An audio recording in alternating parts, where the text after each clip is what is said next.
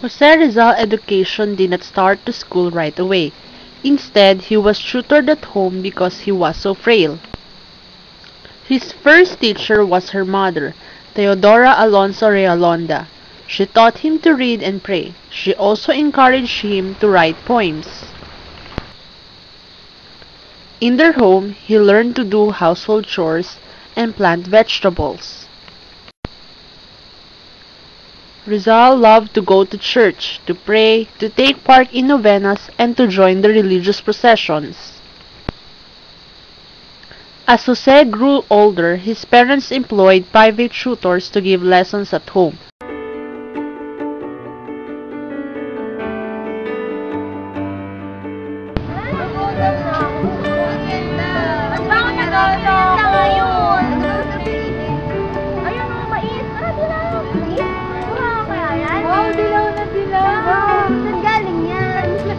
Ate, magkakalo po mais.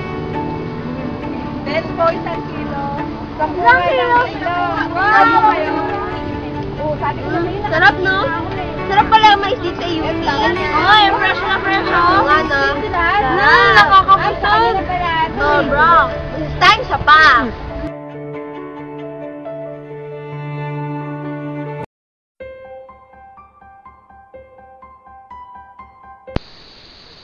The formal schooling of Jose was decided by Paciano, his brother. The school was 7 blocks away from their home. After a week of study, Jose asked to be independent, no taking to or fetching from school. On the afternoon of his first day on his own, his parents became alarmed when he did not come home early.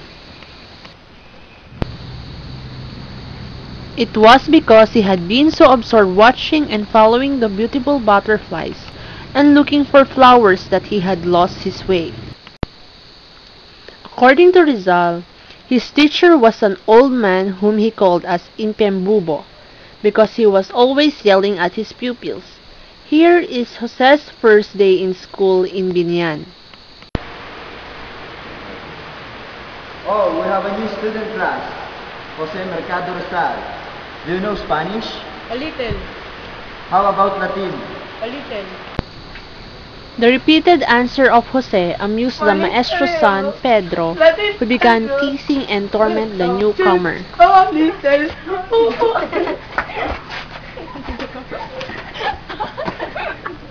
You wanna fight me? After the class in the afternoon, a classmate named Andres Salandanan challenged him to an arm wrestling match. He was not quarrelsome by nature, but he never ran away from a fight. Here is Rizal's life's routine in Binian. Mass at 4 in the morning, trip to the fields to pick fruit,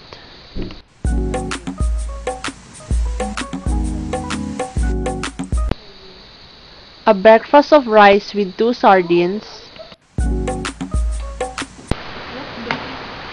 classes before and after lunch, home at 5,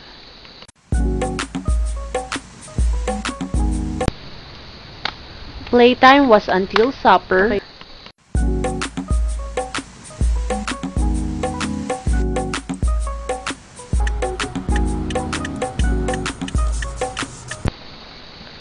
supper usually rice and fish, prayers ended the day.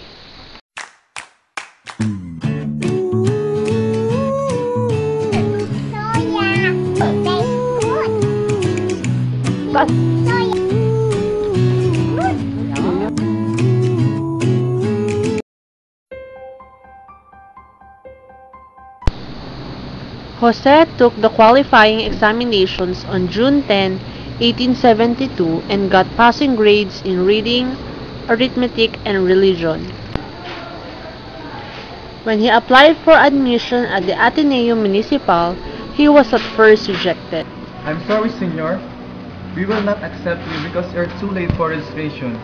And you're too small for your age and not very strong. Of Father Burgos interceded for the boy, and Jose was admitted to Ateneo, but he used Rizal as a surname. Students were divided into two groups, the Roman Empire and the Carthaginian Empire, headed by the emperor. In a month's time, Jose had risen to the top of the class and soon became the emperor of his group, the Carthaginians. But harsh words from a professor made him lose interest for a while in his studies. He passed his subjects but ended his first year at the Ateneo without winning any first prize. During his second year, he learned to like reading novels and histories. Father Francisco Paula Sanchez inspired the young Rizal to study harder and to write poetry. Jose was diligent. Though still sickly, he was at the head of his class. At the end of the school year, he won 5 medals. Rizal's third year in Ateneo was somewhat disappointing to himself, because he received nothing but the first prize in Latin. Rizal was not a mere bookworm. He was active in extracurricular activities. He was an active member of a religious society, Congregation de Maria. He was the Consul Napoleon of in another school society, Los Compañeros de Jehu. Like his sisters, Jose took up what we called classes de adorno, or cultural extras like painting, sculpture, and so forth.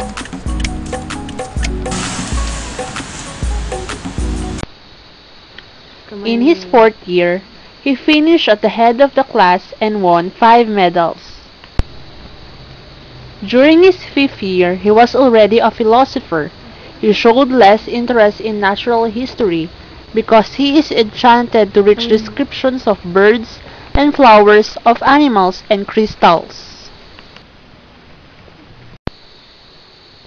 At the age 15, Jose finished Bachelor of Arts.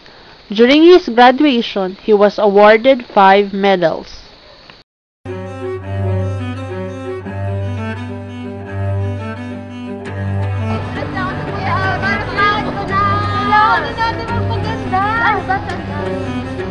Kasi naman, yung sinabi sa akin ng ate ko, yung bang, conditioner, hindi umi-effect sa buhok ko. Ano dapat? Saan tayo? Saan kita? Magpa-parlor kaya tayo. Tara. Ayun o. Ay, yung pizza doon. Wow! Oh, bravo, Cynthia. University Beauty Salon ng Formel Unit. Tara.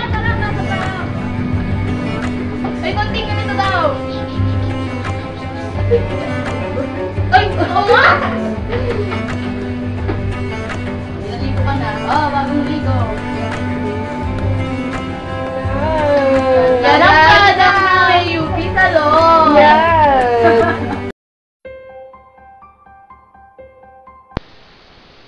When Rizal graduated, his mother tried to keep him home. She insisted he had learned enough. Jose needs not to return to Manila.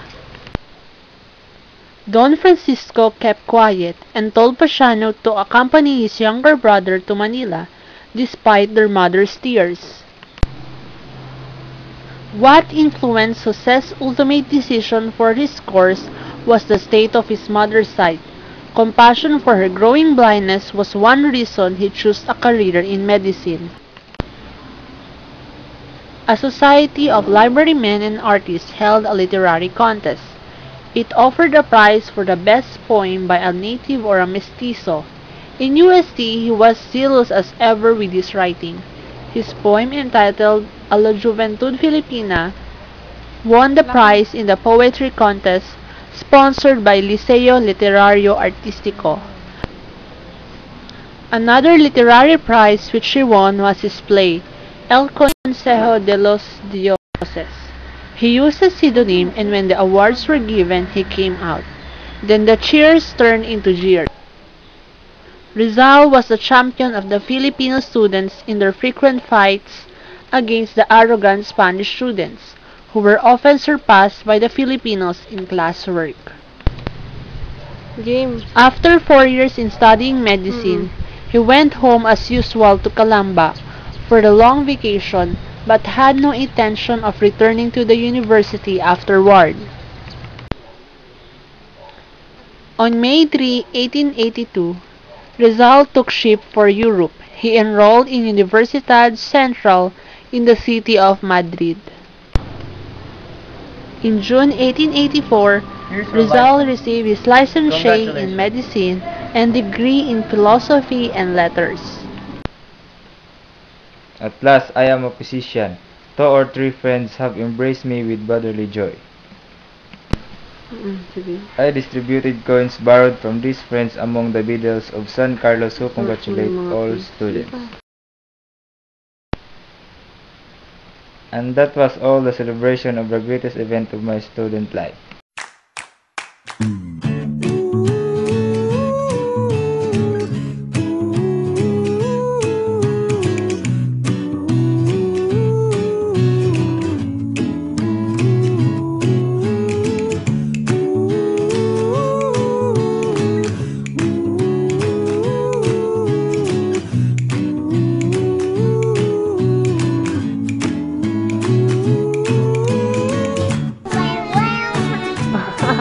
Soya! Sabi mo. Soya! Huwag mong takpan. Yan. O, dito, ganun mo. Takpan. Tingin ka dito kay ate, oh. I-edit mo na lang. Oo po. Hi! Tingin ka! Soya, dali,